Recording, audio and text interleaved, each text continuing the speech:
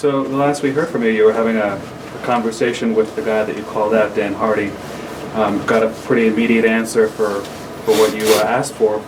How did you feel about how that all played out? I mean, he has a right to feel what he wants. He wants a different fight, and that's okay. I can't always get what you want. That's all right.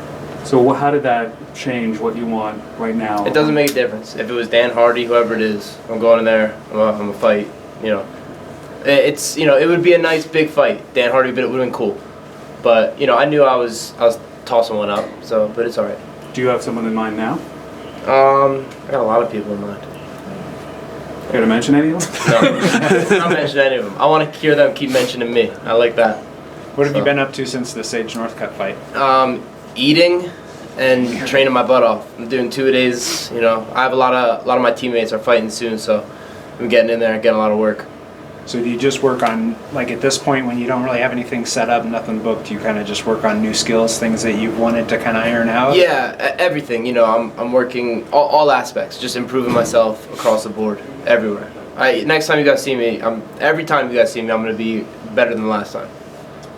Do you want this break right now? Because you say you don't have any fight lined up, and I mean you're young. You didn't get hurt last fight. Yeah, I don't mind a little time, but there's also that itch. Like I'm itching right as I get out of the cage. I'm itching to get back in.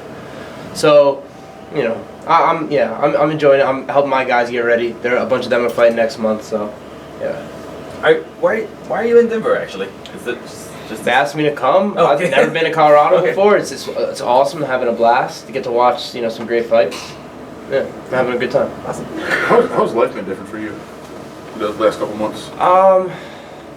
People recognize me more. That's the only difference is when I'm like out walking around and stuff. Other than that, it's the same stuff. Just training, getting better in the gym with my boys. It seemed like it was something that you talked about, like you're not shy about it. You're like, hey, if fame comes to me, it's kind of a cool thing. Like, do you think you were just kind of in a good mental state for that? I mean, there's some people that just don't like it and don't want to be a part of it, and you seem to embrace it right away. Yeah, it's fun, man. People, they say, hey, Mickey, what's up? And they're nice to you. You know what I mean? It's cool. I have no problems with it. It's fun. I guess it's cool. Have you had any weird interactions yet? A few, but nothing too noteworthy. Yeah. Why? I mean, you kind of mentioned you're kind of enjoying people, calling you out for a change. You've had a plan. You're like, call this guy, call this guy, call this guy. Why now the change of heart? I don't know. I just enjoy it. Yeah. I enjoy it.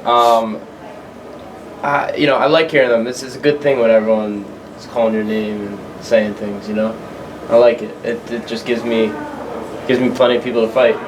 I don't have to worry about, there's plenty of people who want to fight me, and that's good. I love that. I hope they keep saying my name.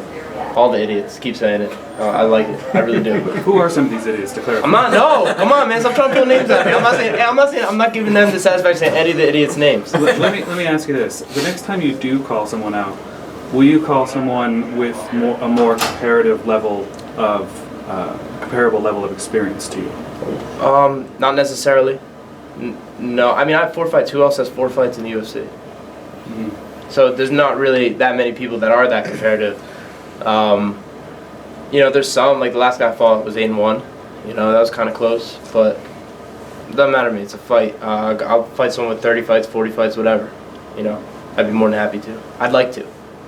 Did you get this from Sage? No, I got that 3 weeks before I fought CM Punk. I got 21 stitches in my eyebrow, and the doctor was like, you can't fight for 6 months, or the collagen's not right, it'll get cut open. So going into the CM Punk fight, I was like, damn, I look like an idiot if CM Punk has me bleeding down my face. Because I got the stitches out the week before. I left him in for 2 weeks, and then Sage, I took 2 fights, and he said don't fight for 6 months. I took 2 fights in 4 months, and he touched it, it opened up. So I need to give it a little time to let that heal. That's the only thing. Like I'm keep letting that heal up a little bit. I saw you commenting on Twitter when he gave an interview to Brett Okamoto from ESPN, saying he never hurt me. Yeah. There's one time I pulled guard, and I could see why it looked like I overcommitted to the left, and I ran into the right hand. So I was like, all right, let me just bail out, and I hopped to my back. None of the shots he hit me with hurt me whatsoever. I felt good. I felt great. I just felt good in there. Nothing bothered me. I've been hit before where I'm like, zzz, and you hear that zzz, you know what I mean? Not at all. Not at all in there. That kid could not hurt me. Did you No. feel more of a need to clarify that though? Yeah, because he was saying it like he was like, oh, I know I hit him with big shot. I know I hurt him. He did not hurt me. He could not hurt me. Did you see his performance or his appearance on FS1? Ripping Tearing the free final and stuff. Yeah. It was cool. Yeah. It was cool. Did you feel like the fight with Sage like solidified your position in the UFC more than the fight with CM Punk? Yeah. Since Punk was coming in with no experience as a wrestler. Yeah, but I still am looking to prove myself more. You know. Yeah, and I'm excited to do so. Which fight were you more? Oh, sorry. Which fight were you more nervous, or were you nervous at all coming into expectations? You know? I'd say I might have been a little more nervous for CM Punk, just because I could not let him do one thing to me.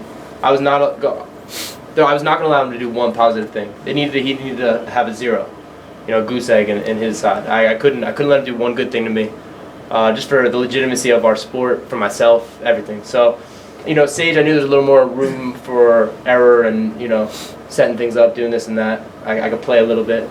But with CM Punk, yeah, I needed to be totally dominant. And I'm assuming this cut, you were just nervous about the cut in general? Yeah, man, because that's what I'm saying. Like, I would have had to hear all the wrestling fans be like, CM Punk lost, but you saw what he did to his fit. Like, Yeah. I couldn't have that. So, yeah. Like, yeah, I could have cut that open shooting in on him. You know what I mean? So, Thank you very much. my pleasure. Thanks, Vicky. I'm a troublemaker. I should try to pull stuff out of me.